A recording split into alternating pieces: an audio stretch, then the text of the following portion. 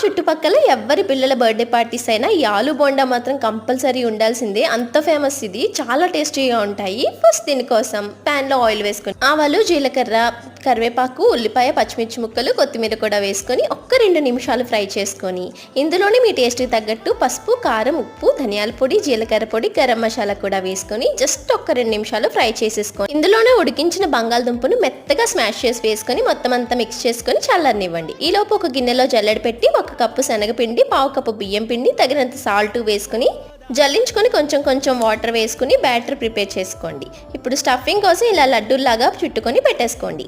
Next oil పెట్టుకొని స్టఫింగ్ని బ్యాటర్లో dip చేసి ఇలా పునుగుల్లాగా వేసుకొని మీడియం ఫ్లేమ్లో మంచి కలర్ వచ్చేంత వరకు ఫ్రై చేసేసుకొని తీసేయండి. వీటిని ఇలాగే తినేయచ్చు, లేదంటే ఇలా మధ్య కట్ చేసుకొని ఆనియన్ పెట్టుకొని నిమ్మరసం వేసుకొని తింటే ఇంకా బాగుంటుంది. నచ్చితే ట్రై చేయండి. ఇలాంటి వీడియోస్ కోసం ఫాలో అయిపోండి.